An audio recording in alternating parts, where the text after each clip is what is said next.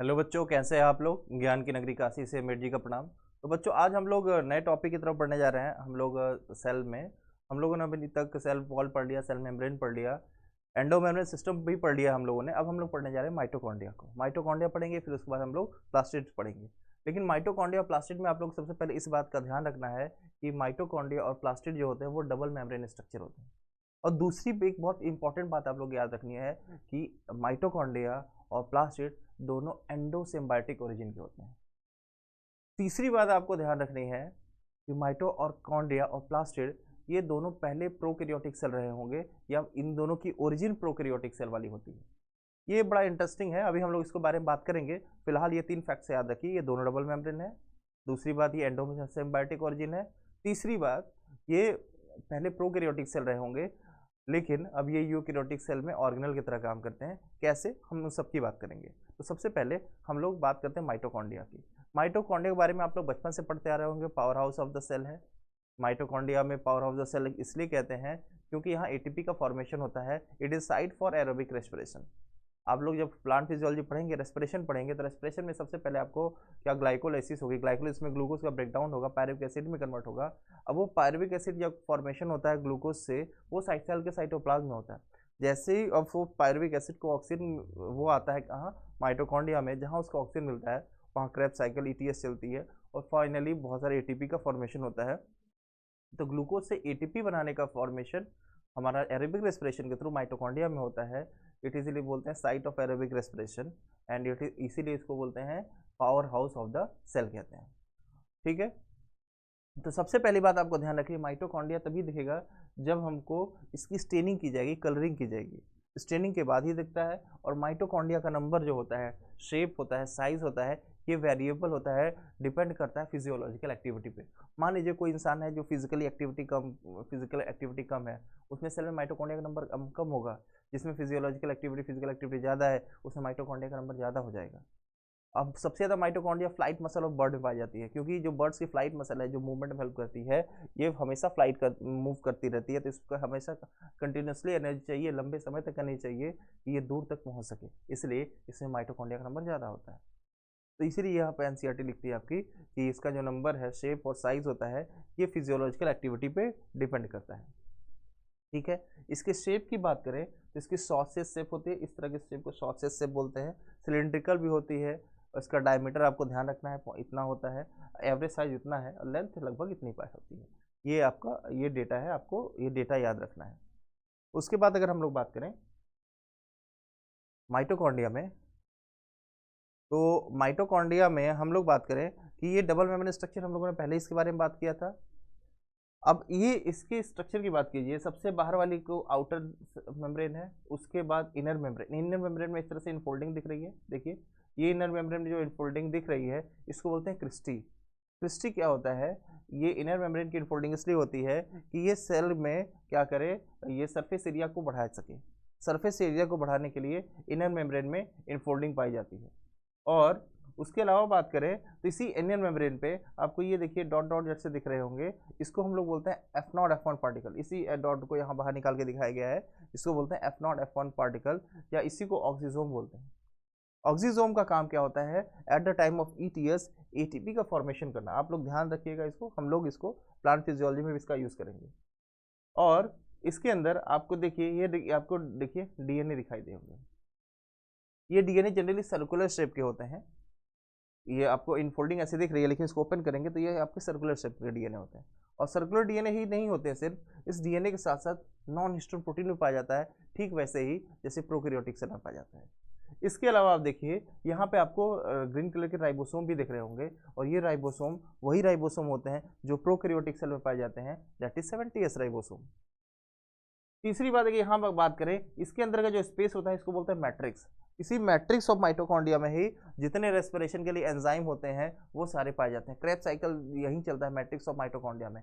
तो जितने Krebs cycle में एंजाइम की जरूरत होती है, वो सारे एंजाइम मैट्रिक्स ऑफ माइटोकॉन्ड्रिया में पाया जाता है, एक्सेप्ट एक एंजाइम होता है सक्सिनिक डिहाइड्रोनेज, ध्यान रखेंगे इस नाम को, वो पाया जाता है इनर मेम्ब्रेन ऑफ माइटोकॉन्ड्रिया में। हम लोग उसका इन सब जो सारी चीजें बात कर रहे हैं, इन सब का प्लांट फिजियोलॉजी में यूज करेंगे। उसके बाद यहाँ पे देखिए आउटर मेम्ब्रेन जो होता है वो जनरली परमिएबल नेचर का होता है और इनर मेम्ब्रेन लेस परमिएबल होता है या सेलेक्टिव परमिएबल बोल सकते हैं। ये तो रहा माइटोकॉन्ड्रिया के फीचर के बारे में। F0 F1 पोर्शन को हम लोग ऑक्सीसोम भी कहते हैं, ये ध्यान रखिएगा। तो वही सारी चीज़ें यहाँ पे लिखे गए हैं, ये दो पार्ट में डिवाइड किया गया है। और ध्यान रखेंगे आउटर मेम्ब्रेन और इनर मेम्ब्रेन के बीच में जो स्पेस होता है उसको इंटर मेम्ब्रेन स्पेस भी कहते हैं, ये भी ध्यान रखिएगा आप लोग। तो वही सारी चीज़ें यहाँ पे लिखी गई है कि एक्वस कंपार्टमेंट होता है आउटर और इनर मेम्ब्रेन के बीच को, इनर मेम्ब्रेन में उसको बोलते हैं क्या, मैट्रिक्स बोलते हैं। और जो इनफोल्डिंग होती है इनर साइड में उसको हम लोग क्या बोलते हैं, क्रिस्टी बोलते हैं। क्रिस्टी क्या करता है, सरफेस एरिया को बढ़ा देता है। इतनी बात समझ गए आप लोग। चलिए आगे बढ़ते हैं। अब अगर हम इसमें आगे बात करें माइटोकॉन्ड्रिया में, तो जो माइटोकॉन्ड्रिया है उसका अपना एंजाइम होता है। क्यों अपना एंजाइम होता है? मोस्ट ऑफ द एंजाइम अपने खुद बनाते हैं, सारे नहीं बनाते हैं लेकिन मोस्ट ऑफ द एंजाइम खुद बनाते हैं, क्योंकि उसके पास खुद का डीएनए होता है और खुद का राइबोसोम भी होता है। आप लोग जेनेटिक्स क्लास 12 में पढ़ेंगे, जो 12th जो पास्ट हैं वो जानते होंगे कि डीएनए से एमआरएनए बनता है, एमआरएनए से प्रोटीन बनता है और वही प्रोटीन क्या करता है, एंजाइम का फॉर्मेशन करता है, एंजाइम बनाता है। और प्रोटीन एंजाइम जो होता है वो प्रोटीन के बने हुए होते हैं। तो यहाँ पे जो जितनी भी सेलुलर एक्टिविटी होती है वो सब एंजाइमेटिक प्रोसेस है, एंजाइम डिपेंडेंट प्रोसेस है। वो सारे एंजाइम कहाँ बनते हैं, ज़्यादातर उसके एंजाइम मैट्रिक्स में खुद बन जाते हैं, क्योंकि उसको खुद का डीएनए है और खुद का राइबोसोम है। नहीं तो अदर ऑर्गेनल जो होंगे, अदर ऑर्गेनल को हमारे सेल के जो न्यूक्लियस है उस पर डिपेंड होना पड़ेगा। हमारा जो मेन डीएनए है उस पर डिपेंड होगा, वहाँ से आरएनए बनेगा और वहाँ से प्रोटीन बनेगा, उसको यूज़ करेंगे। लेकिन माइटोकॉन्ड्रिया प्लास्टिड का मोस्ट ऑफ द प्रोटीन या एंजाइम खुद बना लेते हैं। क्यों खुद बना लेते हैं? क्योंकि उसके पास खुद का एंजाइम, खुद का डीएनए है और खुद का राइबोसोम है, या हम बोले खुद का एंजाइम बनाने की मशीनरी है। इसीलिए ये जो होते हैं इसके सेल्फ डिपेंडेंट, या हम बोले 100% तो सेल्फ डिपेंडेंट नहीं बोल सकते हैं, ये बोल सकते हैं most of the self dependent होते हैं। तो इसको आप ध्यान रखेंगे। वही चीज़ यहाँ पे लिखा है, मैट्रिक्स सर्कुलर डीएनए होता है, कुछ आरएनए के मॉलिक्यूल भी होते हैं। ध्यान रखेंगे जहाँ जहाँ डीएनए होगा वहाँ वहाँ आरएनए होगा, ये मस्ट है। तो आरएनए के मॉलिक्यूल भी होंगे, राइबोसोम भी पाया जाता है और कंपोनेंट जो प्रोटीन सिंथेसिस के लिए चाहिए वो भी होती है यहाँ पे। अब देखिए माइटोकॉन्ड्रिया डिवाइड करता है फ्यूजन से। याद करिए वही फ्यूजन, वही बाइनरी फ्यूजन जिस बाइनरी फ्यूजन से बैक्टीरिया डिवाइड करता था। तो बैक्टीरिया को डिवाइड करने के लिए जो प्रोसेस है वही प्रोसेस ये भी डिवाइड करता है। तो वही लिखा गया है, माइटोकॉन्ड्रिया का साइट होता है एरोबिक रेस्पिरेशन का और ये एनर्जी प्रोवाइड करती है एटीपी के फॉर्म में, इसीलिए इसको power house of the cell कहते हैं। तो हम लोगों ने शुरुआत में ही बात किया था माइटोकॉन्ड्रिया प्लास्टिड एंडोसिम्बायोटिक ओरिजिन होती है। ऐसा सिम्बायोटिक एसोसिएशन जो अंदर है उसको बोलते हैं एंडोसिम्बायोटिक। तो माइटोकॉन्ड्रिया हमारे सेल के अंदर है, हमको फायदा पहुंचा रहा है, हमारे लिए एटीपी बना रहा है, माइटोकॉन्ड्रिया को फूड मिल रहा है, रहने को जगह भी मिल रही है एक तरह से। अब ये पहले शुरुआत में प्रोकैरियोटिक सेल रहा होगा और ये हमारे सेल के साथ मर्ज हुआ, यूकैरियोटिक सेल के ऑर्गेनल की तरह काम करने लगा। तो कैसे सर पता चल रहा है कि ये प्रोकैरियोटिक सेल पहले रहा होगा? अभी हम लोगों ने बात किया, इसके पास डीएनए कैसा होता है, सर्कुलर, जैसे बैक्टीरिया के पास होता है। इसके डीएनए में नॉन हिस्टोन प्रोटीन होता है जैसे बैक्टीरिया के पास होता है। इसके पास राइबोसोम भी होता है, कैसा, 70S जैसे बैक्टीरिया में होता है। और तीसरी मोस्ट इंपॉर्टेंट बात, ये डिवाइड भी बैक्टीरिया की तरह करता है बाइनरी फ्यूजन के थ्रू। ये सारी सिमिलरिटी ये बता रही है कि ये पहले प्रोकैरियोटिक सेल रहा होगा। ठीक है, तो ये आपके शुरुआत में जो हम लोगों ने बात किया था उसके आंसर है, आपको इसको ध्यान रखना है। अब इस माइटोकॉन्ड्रिया के बाद हम लोग बढ़ेंगे प्लास्टिड की तरफ। प्लास्टिड के बारे में शुरुआत में ही हम लोगों ने बात किया कि ये भी डबल मेम्ब्रेन स्ट्रक्चर है, इसके पास भी डबल मेम्ब्रेन पाए जाते हैं। अब ये भी डबल मेम्ब्रेन है तो इसके बारे में भी अपना राइबोसोम है, इसके पास भी अपना डीएनए है, वो भी सर्कुलर है, ये भी डिवाइड करता है बाइनरी फ्यूजन से। तो इसको भी हम बोलते हैं कि ये भी पहले क्या रहा होगा, प्रोकैरियोटिक सेल रहा होगा। तो और इम्पोर्टेंट चीज़ ध्यान रखनी है कि प्लास्टिड जो होता है वो सिर्फ प्लांट सेल में पाया जाता है, एनिमल सेल में नहीं पाया जाता है। और जनरली लार्ज साइज का होता है, इजीली ऑब्जर्व हो जाता है माइक्रोस्कोप से, और इसमें कुछ पिगमेंट भी प्रेजेंट होते हैं। तो वो पिगमेंट प्रेजेंट है या नहीं है, इस बेसिस पे जो प्लास्टिड होते हैं वो 3 तरह के होते हैं। कौन कौन से होते हैं? तो पहला है क्रोमोप्लास्ट, फिर आता है आपका क्लोरोप्लास्ट, और तीसरा आता है ल्यूकोप्लास्ट। ये बहुत इंपॉर्टेंट बच्चों, इसको ध्यान रखिएगा। तो क्रोमा मतलब होता है कलर, प्लास्ट मतलब होता है प्लास्टिड। ऐसा प्लास्टिड जो कलर कंटेन करता है उसको हम लोग क्या बोलते हैं, क्रोमोप्लास्ट। फिर आता है क्लोरोप्लास्ट, ऐसा प्लास्टिड जो क्लोरोफिल कंटेन करता है उसको क्या बोल दिए, क्लोरोप्लास्ट।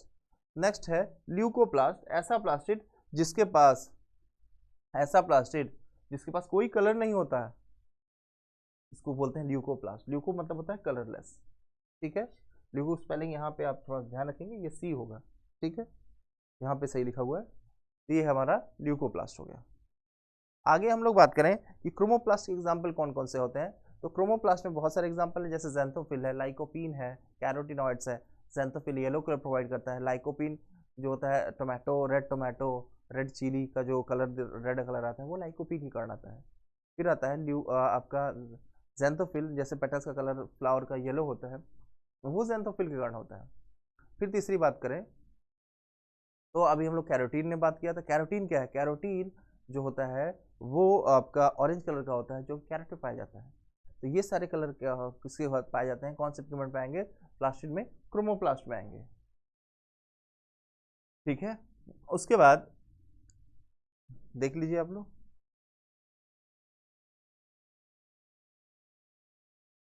तो यहाँ पे chromoplast contain fat soluble pigment, fat soluble carotenoid pigment like carotene, xanthophyll, ठीक है। और this give yellow colour, orange colour, red colour. अब देखिए फैट सोल्यूबल और वाटर सोल्यूबल का मतलब थोड़ा समझ लीजिएगा। जैसे एक होता है एंथोसाइनिन, इसको ध्यान रखेंगे, एंथोसाइनिन वाटर सोल्यूबल होता है और कैरोटीन वाटर इनसोल्यूबल है। ये कैसे पता चला, अब जामुन खाते हैं, जामुन में एंथोसाइनिन होता है, जामुन खाते हैं मुंह का कलर पूरा रेडिश हो जाता है या पर्पल हो जाता है, क्योंकि एंथोसाइनिन वाटर सोल्यूबल है तो हमारे उसमें पिगमेंट्स में जाकर स्टोर हो जाता है। और चुकंदर खाते हैं, चुकंदर में एंथोसाइनिन है, खाएंगे वो हमारे मुंह का कलर चेंज हो जाएगा। लेकिन गाजर खाते हैं तो माउथ का कलर चेंज होगा क्या, नहीं, वाटर में सोलूबल ही नहीं है तो हमारे माउथ में भी स्टोर नहीं हो पाता, ये फैट सोलूबल होते हैं, तो ध्यान रखना है इसको। क्लोरोप्लास्ट किसको कहते हैं, ऐसा प्लास्टिड जो इसमें क्लोरोफिल कंटेंट करता है उसको क्या बोलते हैं, क्लोरोप्लास्ट कहते हैं, ठीक है। और यही क्लोरोप्लास्ट में से क्या होता है, फोटोसिंथेसिस होता है, फोटोसिंथेसिस होके प्लांट अपने फूड का फॉर्मेशन करते हैं। अब आते हैं मोस्ट इंपॉर्टेंट पार्ट पे, इस पे ल्यूकोप्लास्ट। ल्यूको मतलब होता है कलरलेस, ऐसा प्लास्टिड जिसका कोई कलर नहीं होता, इसको हम क्या बोलते हैं, कलरलेस प्लास्टिड कहते हैं, ठीक है। ये क्या करते हैं, ये इनका काम होता है स्टोरेज, कलर नहीं देते हैं तो करते क्या है, स्टोर करते हैं। क्या स्टोर करते हैं, तो ये डिफरेंट टाइप के ल्यूकोप्लास्ट होते हैं, तो डिफरेंट इनका फंक्शन है। जैसे एमाइलोप्लास्ट क्या करता है, स्टार स्टोर करेगा, पोटैटो में देखिए। एलायोप्लास्ट स्टोर करेगा ऑयल और फैट को स्टोर करेगा, जैसे आप देखिए सरसों का सीड देखिए, उसमें ऑयल स्टोर होता है, एलायोप्लास्ट पाया जाएगा। एल्यूरोप्लास्ट प्रोटीन स्टोर करेगा। आप लोग याद कीजिए मॉर्फोलॉजी में फ्लावरिंग प्लांट, आप लोगों ने मेज के सीड का स्ट्रक्चर को देखा होगा इंटरनल, वहाँ एल्यूरोन लेयर पाया जाता था, वो एल्यूरोन लेयर प्रोटीन स्टोर करता है, वहीं वहाँ पे क्या पाया जाता है, एल्यूरोप्लास्ट पाया जाता है, समझ गया बात। तो ये सारे प्लास्टिड हैं जो आपको ध्यान रखना है। ये डिफरेंट प्लास्टिड है, देखिए ल्यूकोप्लास्ट है, प्रोटीनोप्लास्ट जिसको एल्यूरोप्लास्ट बोले, एमाइलोप्लास्ट, ये एलायोप्लास्ट ऑयल स्टोर करने वाला, स्टार्च स्टोर करने वाला।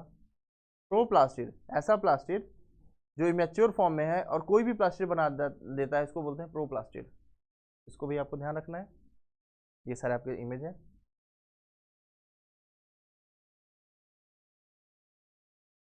अब ये देखिए आते हैं हम लोग क्लोरोफिल पे, क्लोरोप्लास्ट देखिए, ये डबल मेम्ब्रेन स्ट्रक्चर होता है, हम लोगों ने बात किया ही था। तो क्लोरोप्लास्ट कहाँ प्रेजेंट होता है, बोले लीफ के मीजोफिल सेल में प्रेजेंट होता है, ध्यान रखना है आपको। लीफ है, लीफ का मीजोफिल सेल है, मीजोफिल सेल में पाया जाएगा क्लोरोप्लास्ट, क्लोरोप्लास्ट में पाया जाएगा क्लोरोफिल, वो भी उसके थैलेकॉइड मेम्ब्रेन में, ठीक है। इसका इसका शेप कैसा होता है, ये लेंथ शेप का होता है, ओवल शेप का होता है, स्फेरिकल, डिस्कॉइड, रिबन, सर्व, ये सारे स्ट्रक्चर होता है। लेंथ 5 to 10 माइक्रोमीटर, विड्थ आपको ध्यान रखना है। नंबर वेरिएबल होता है, ठीक है, ग्रीन कलर का होता है, और ध्यान रखना है आपको इसका नंबर वेरी करता है। एक होता है कि इसमें क्लोमैडोमोनास के एक क्लोरोप्लास्ट में एक ही क्लोरोफिल, लेकिन 20 से 40 होता है मीजोफिल सेल में, ध्यान रखना है इसको आपको, इसका नंबर वेरिएबल होता है, ये आपको यहाँ पे ध्यान रखना है। इमेज देख लीजिए इधर, ये देखिए आपकी एनसीईआरटी की इमेज है। इसमें बात करें तो इसमें भी outer membrane, inner membrane, just like mitochondria, बीच में जो खाली जगह होता है इसको स्टोमा बोलते हैं। ये जो कॉइन लाइक एक कॉइन दिख रहा है इसको बोलते हैं थैलेकॉइड, कॉइन के ऊपर कई कॉइन लगा दे तो इसको बोलते हैं ग्रैनम, और कई ग्रैनम को बोलते हैं हम लोग ग्रैना, कई ग्रैनम को क्या बोलते हैं हम लोग ग्रैना बोलते हैं। और हम लोग बात करें, ये दो ग्रैनम को जोड़ने के लिए जो स्ट्रक्चर दिख रहा है इसको हम बोलते हैं क्या, स्ट्रोमा लैमेली। क्या बोलते हैं, stroma lamellar, lamellae like structure जो स्ट्रोमा में प्रेजेंट होता है इसको क्या बोलेंगे, स्ट्रोमा लैमेली। ध्यान रखेंगे। ये आपको ग्रैनम दिख रहा है, एक ये कॉइन के ऊपर कई कॉइन लगा दिए, पूरा लाइन ग्रैनम हो गया। और ये फ्लैट कॉइन लाइक स्ट्रक्चर जो नीचे है उसको हम क्या बोलते हैं, थैलेकोइड। ध्यान रखेंगे, ठीक है। अब अगर हम बात करें थैलेकोइड को, अगर हम बाहर निकाल के बात करेंगे, थैलेकोइड के बीच में स्पेस पाया जाता है उसको बोलते हैं ल्यूमेन। और क्लोरोफिल पिगमेंट जो होता है उससे थैलेकोइड मेम्ब्रेन में पाई जाती हैं। इसको ध्यान रखेंगे।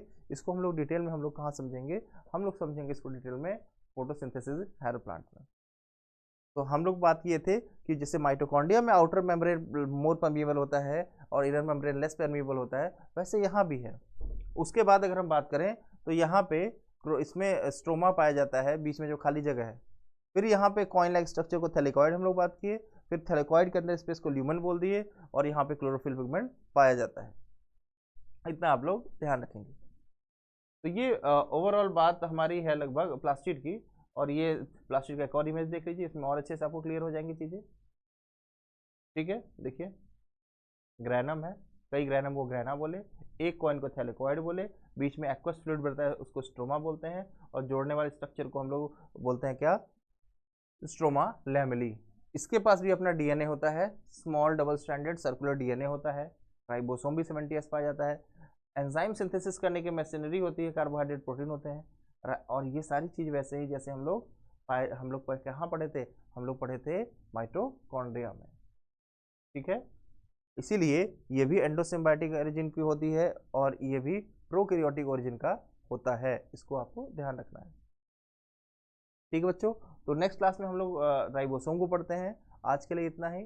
थैंक यू बच्चों, और रिवाइज कीजिए अच्छे से।